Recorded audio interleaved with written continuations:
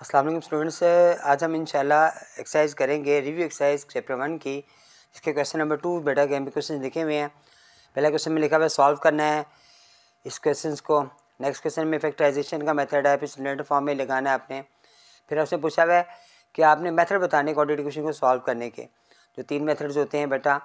फिर इसके बाद ये क्वेश्चन है, फिर ये क्वेश्चन है, ठीक है। क्वेश्चन नंबर 4 का जो आंसर है ना वो मैं आपको बता दूँ, वो यहाँ पे नोट हुआ है। वो आपने याद करना है कि any quadratic equation is solve by the following 3 methods. इसके 3 मेथड्स हैं, एक फैक्टराइजेशन मेथड्स है, फिर कंप्लीटिंग स्क्वायर मेथड है और तीसरा क्वाड्रेटिक फार्मूला है, ठीक है। ये हमारे पास है जो आपने याद करने हैं। क्वेश्चन नंबर 2 को मैं सॉल्व करता हूँ। यहाँ पे देखें बेटा, क्वेश्चन मैंने नोट कर दिया है। अब ये मिड टर्म में इसका ब्रेक नहीं हो सकता। हम इस पर क्वाड्रेटिक फार्मूला लगाएंगे तो हमें पता होना चाहिए ए बराबर 1 आ रहा है, बी बराबर हमारे पास 2 आ रहा है और सी बराबर हमारे पास -2 आ रहा है। मैंने फार्मूला अप्लाई किया, x बराबर है -b plus minus b square -4ac divided by 2 है बेटा। मैंने वैल्यू पुट की यहाँ पर, इसका -2 आ गया। फिर स्क्वायर रूट के अंदर भी 2 का स्क्वायर लिया मैंने। उसके बाद आगे फिर 4 ऐसे ही आ गया। ए की वैल्यू मेरे पास 1 आ गई और सी की वैल्यू मेरे पास -2 आ गई। नीचे मेरे पास ए की वैल्यू फिर वहाँ पे मैंने 1 पुट कर दी। अब -2 मेरा एज इट ऐसे ही आ गया, प्लस माइनस मैंने ऐसे लगा दिया। 2 का स्क्वायर 4 हो गया और 4 2 8 -8 माइनस माइनस प्लस हो गया, तो ये +8 आ गया। नीचे मेरे पास 2 का ऐसे ही एज इट ऐसे ही आ गया, 2 1 से 2 हो गया। ये -2 एज इट ऐसे आ गया। ये आ गया हमारे पास 12 बेटा। अब हमें पता होना चाहिए कि 12 के जो फैक्टर्स हैं वो 4 3 × 12 होता है। अब जब हम स्क्वायर रूट लिखेंगे बेटा तो 4 का जो स्क्वायर रूट होगा वो 2 होगा, वो बाहर आ जाएगा और 3 अंदर रह जाएगा। तो यहाँ पे मैंने नोट किया -2 ऐसे ही आ गया और 2 मेरा बाहर आ गया और 3 मेरा अंदर रह गया। सिर्फ यहाँ पे 2 आ गया। दोनों में से मैंने 2 को कॉमन निकाला, -1 प्लस माइनस 3 आ गया और फिर नीचे 2 आ गया जो कि इससे कैंसिल हो गया। अब हमारा जो सोल्यूशन सेट मेरा बन गया है -1 प्लस माइनस, हमारे पास जो आंसर आ रहा है -1 प्लस माइनस 3 आ गया। नीचे कुछ नहीं आ रहा। हम इसका जवाब यही लिखेंगे सोल्यूशन सेट के अंदर, -1 प्लस माइनस 3 बेटा। ये हमारा आंसर आ गया, ठीक हो गया। नेक्स्ट क्वेश्चन में हमारे पास वो क्या कह रहे हैं, क्वेश्चन नंबर 2 में हमारे पास सॉल्व बाय फैक्टराइजेशन। इसमें देखिए बेटा 2 टर्म्स हमारे पास आ रही हैं। ये जो 12 उसके तरफ है, यहाँ आप यहाँ करें कि 5 को वहाँ से डिवाइड कर दें, ये यहाँ से कॉमन निकालें, जैसे आपको आसानी अंदाज होती वैसे कर लें। मैं यहाँ पर 5 को यहाँ 15 को यहाँ लगता हूँ 5 के पास, तो ये यहाँ पे आके माइनस हो गई। अब मैंने इसमें से कॉमन निकाला, x आ गया, अंदर बच गया 5x - 3 बराबर आ गया 0 के। अब ये जो हमारे पास 2 टर्म्स आ रही हैं, 2 वैल्यूज़ आ रही हैं, टर्म तो दोनों ही हैं, दो मल्टीप्लाई वैल्यूज़ हो रही हैं। x को मैंने 0 के बराबर रखा और 5x - 3 को भी मैंने 0 के बराबर रखा। यहाँ पर x के बराबर ये -3, वहाँ जगह +3 हुआ और 5 जगह डिवाइड हो गया, यहाँ पे 0 आ गया। तो हमारे पास जो सोल्यूशन सेट बेटा बन गया, एक तो 0 आ गया और दूसरा 3/5 आ गया। ये दोनों बेटा हमारे आंसर बन गए।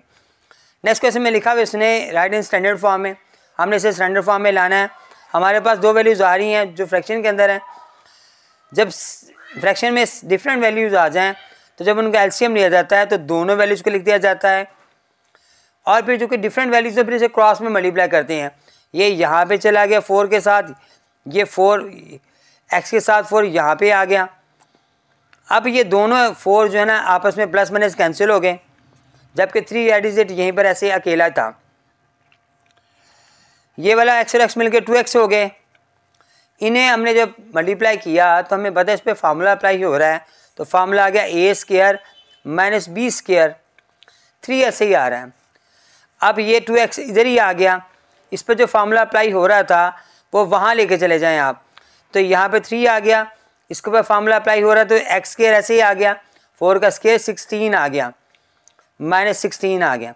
मैंने इसे वहाँ पे अप्लाई किया तो 3x² -16 को किया तो 48 बेटा हमारे पास आ गया।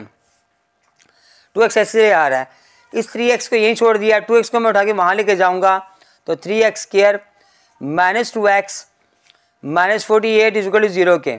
अब उसने कहा था मुझे स्टैंडर्ड फॉर्म में लिखें, तो बेटा ये हमारे पास स्टैंडर्ड फॉर्म में आ गई है और यही बेटा हमारे पास आंसर हो गया। बस इससे आगे हमने सॉल्व नहीं करना इसे, ये हमारा आंसर आ गया।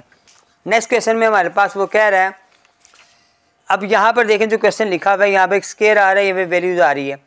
बच्चे यहाँ पे गलती क्या करते हैं, वो इसका स्केयर खोल लेते हैं और फिर से सॉल्व करने के बाद फिर इसे क्रॉस मल्टीप्लाई करके जवाब निकालते हैं। लेकिन ये सवाल का कुछ दुरुस्त तरीका नहीं है, इससे क्वेश्चन लंबा हो जाता है और मुश्किल भी हो जाता है।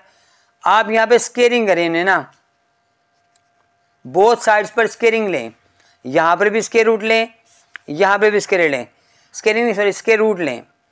अब ये स्केयर रूट यहाँ पे कैंसिल हो गया, जबकि यहाँ पे आगे 2x - 1/2, ये भी जो वैल्यू हमारे पास आ रही है ये भी कैंसिल होगी और 3/4 आ गया।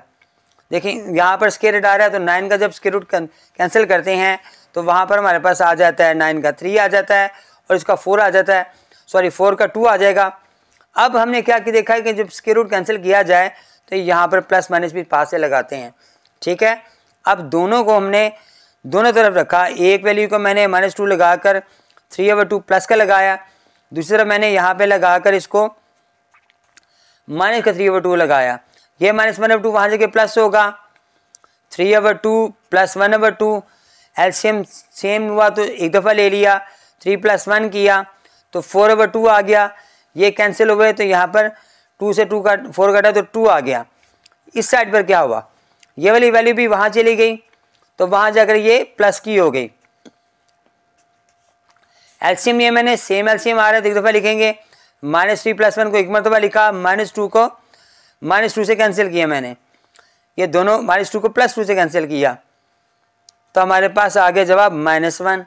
लेकिन यहाँ पर हमारे पास जो वैल्यूज आ रही थी 2x आ रहा था, अब ये 2 वहाँ जाके डिवाइड हुआ तो 1/2 हमारे पास यहाँ आंसर आ गया, जबकि ये वाला 2 वहाँ जाके डिवाइड हुआ तो 2 का जब 2 से डिवाइड किया दोनों 2 कैंसिल हो गए तो 1 हमारे पास आंसर आ गया।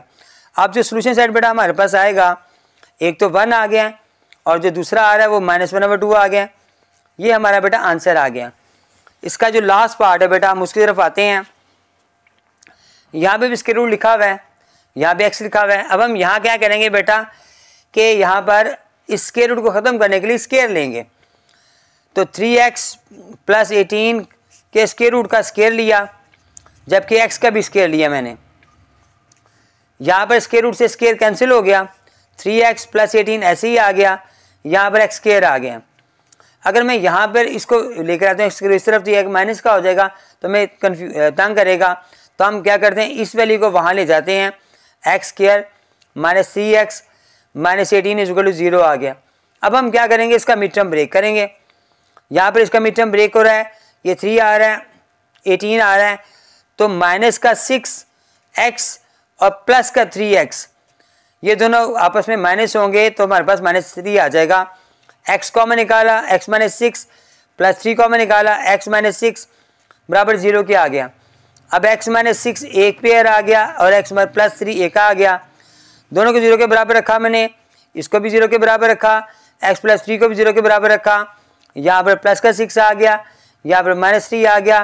तो सोल्यूशन साइड बेटा हमारे पास जो आ गया वो 6 और -3 आ गया, ये बेटा हमारा आंसर आ गया। यहाँ पे हमारे बेटा एक्सरसाइज मुकम्मल हो जाती है।